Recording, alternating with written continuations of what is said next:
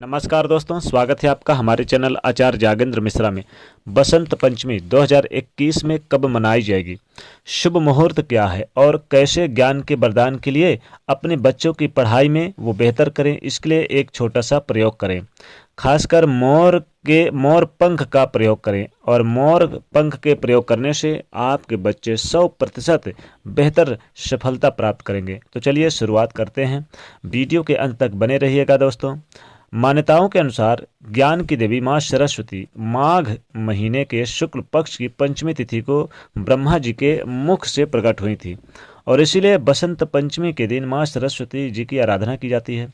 इस दिन पीले, सफ़ेद या गुलाबी रंग के कपड़े पहनकर माँ सरस्वती की पूजा करें तो सर्वोत्तम होगा, क्योंकि इस बार 16 फरवरी 2021 दिन मंगलवार के दिन बसंत पंचमी मनाई जाएगी और शुभ मुहूर्त 16 फरवरी को सुबह यानी कि 3:36 से लेकर यानी पंचमी तिथि आरंभ होगी और 17 फरवरी की सुबह 5:46 तक रहेगी। इसलिए बसंत पंचमी 16 फरवरी को ही मनाई जाएगी।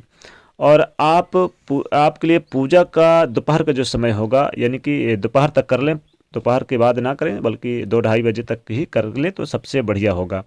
बसंत पंचमी को श्री पंचमी भी कहते हैं। इस दिन माँ सरस्वती जो विद्यार्थी यानी कि विद्या की देवी हैं और विद्या की देवी हैं तो इनको विद्या प्राप्ति के लिए भी इनको बहुत सारे उपाय भी किए जाते हैं, प्रयोग किए जाते हैं इनको यानी कि ज़्यादा से ज़्यादा प्रसन्न करने के लिए।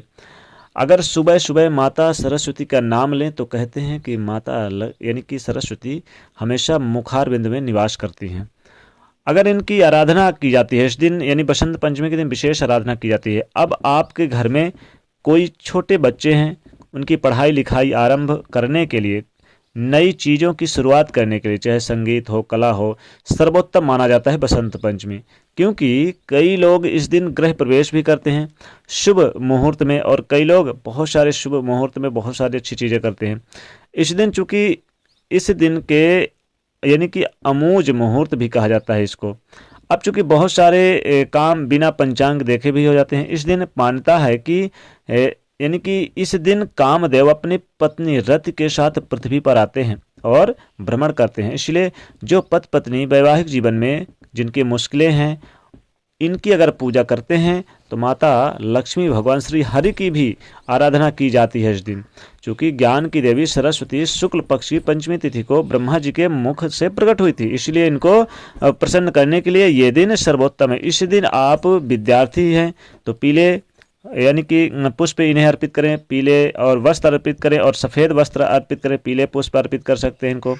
और या देखिए यहाँ पर वस्त्र पहनना भी है, पीले और सफ़ेद वस्त्र भी पहनना है और पीले सफ़ेद पुष्प इनको माता जी को अर्पित भी करना है। अब पूर्व या उत्तर दिशा की ओर आप पीले सफ़ेद वस्त्र पहन के, कपड़े पहन के आप बैठ जाइए। पूजा स्थान पर बैठिए जहाँ माता सरस्वती की पूजा, चाहे आप मूर्ति है या आप उनकी चाहे या तो फोटो वगैरह आपने तस्वीर वगैरह लगा रखी है तो वहीं पर बैठ के अब माँ सरस्वती को पीला वस्त्र बिछा के आसन पर इनको बिठाइए। पीला वस्त्र नीचे जरूर बिठा लीजिए, उनके ऊपर इनको बिठाइए। तस्वीर होगी तो भी चलेगा, मूर्ति होगी तो भी चलेगा। अब यहाँ पर पूजा इनकी करें और अब माँ को रौली, मौली, धागा और केसर, हल्दी, चावल इत्यादि पीले पुष्प, पीली मिठाई, मिश्री दही और हलवा, आपके पास जो भी कोई भी वस्तु अर्पित करें। इस दिन बैर भी अर्पित कर सकते हैं माँ सरस्वती को, गेहूं की बालियां अर्पित कर सकते हैं। माँ सरस्वती को सफ़ेद चंदन और पीले सफ़ेद पुष्प भी अर्पित किए जाते हैं। अब अगर आपके घर में केसर डालकर खीर बनाकर माँ सरस्वती को भोग लगाएं और बच्चों को खिलाएं तो आपके बच्चे बुद्धिमान होंगे और 100% यानी कि यूँ कहें तो 99% उनको सफलता प्राप्त होगी, यानी कि विद्या में अच्छी तेज रहेंगे और सफलता अर्जित करेंगे और जीवन में बहुत ही ज़्यादा यानी कि बुद्धिमान होंगे, बुद्धि उनके अंदर होगी। माँ सरस्वती का एक मंत्र है, ओम ऐं सरस्वते नमः, ओम ऐं सरस्वते नमः। इस मंत्र का जाप करने से आपकी पढ़ाई लिखाई में जो बाधा आती है, जो बच्चों की पढ़ाई लिखाई में बाधा आती है, या आप बड़े भी हैं अगर आप पढ़ाई कर रहे हैं और अगर बाधा आती है तो वो सब समाप्त हो जाएगा इस मंत्र को जाप करने से। अगर इसे आप सूर्योदय से पहले जब आप बिस्तर से उठते हैं तब भी जपे तो बहुत अच्छा लाभ मिलेगा। और बच्चे खूब पढ़ते हैं। इस बार बसंत पंचमी के मौके पर बहुत से खूबसूरत योग भी बन रहे हैं। और इस योग पर आपको मोर के पंख का प्रयोग जरूर करना है। मोर का पंख बहुत ही शुभ माना जाता है, खासकर माता सरस्वती के प्रयोग के लिए। अब जिसके कारण यहाँ पर देखिए, कोई भी शुभ कार्य अगर कर सकते हैं इस दिन, खास तौर पर सर्वार्थ सिद्ध योग है और रवि योग भी है। और इस बार चूंकि रेवती नक्षत्र माना जाता है, यानी रेवती नक्षत्र में मनाई जाएगी बसंत पंचमी, तो इस दिन पीले वस्त्र पहनकर सुबह सवेरे आप माँ की आराधना करें, और तो बहुत ही सर्वोत्तम होगा, बहुत ही अच्छा रहेगा। और वैसे तो बसंत पंचमी की पूजा शुभ मुहूर्त इस दिन हालांकि पूरे दिन रहेगा, और दोपहर 11:30 से 12:30 के बीच ज़्यादा अच्छा मुहूर्त रहेगा, क्योंकि इस समय अभिजीत मुहूर्त भी रहता है। तो इससे भी इस समय भी आप कर सकते हैं तो बेहतर होगा। अब आपके घर में बच्चे हैं, पढ़ाई लिखाई करते हैं, आप बड़े भी हैं, आप लोग भी ये पढ़ाई लिखाई ये करते हैं, या आप लोग भी ये प्रयोग कर सकते हैं जो हम आपको प्रयोग बताने जा रहे हैं मोर का पंखा।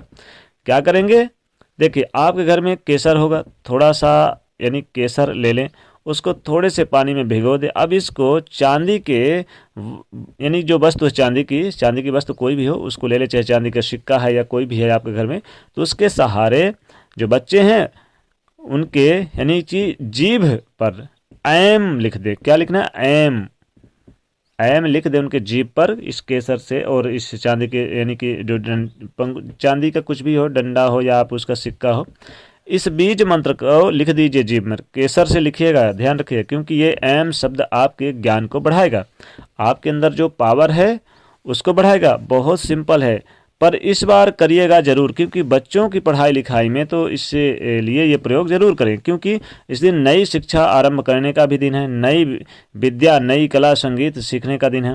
इस दिन आपके घर में छोटे बच्चे हैं, उनको आप के यानी आज के दिन कुछ ना कुछ पढ़ने के लिए प्रेरित करें बसंत पंचमी के दिन, और बच्चों की पढ़ाई अच्छे से हो, उनका खूब सारा ध्यान दें, पढ़ाई में बाहर ना भटके यानी भटके। इसके लिए छोटे छोटे प्रयोग भी किए जाते हैं, ताकि आपके बच्चे आगे चलकर देश दुनिया में आपका नाम रोशन करें।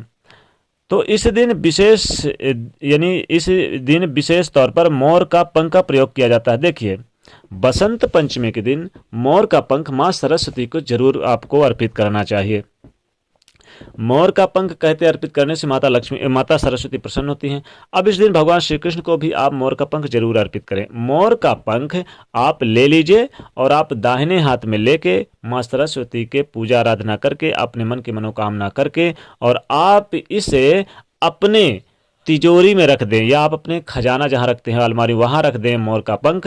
यकीन मानिए, बसंत पंचमी के दिन अगर आप अपने तिजोरी में या खजाना पे रखते हैं मोर का पंख, तो छप्पड़ फाड़ के सफलताएं मिलेंगी, और खूब सारा धन संपदा का, जीवन में गरीबी कभी नहीं आएगी। मोर का पंख आप चाहें तो अपने जिस पुस्तक में पढ़ते हैं, जो बच्चे पढ़ते हैं, वो अपने उस कॉपी या अपने बुक में जरूर रख लें। इस दिन कहते हैं बसंत पंचमी के दिन अगर आप मोर का पंख रखते हैं अपने किताब में, या अपने यानी कि जो आपकी बुक है, या आप अपने कॉपी पे, तो आप पढ़ाई में सबसे आगे रहेंगे।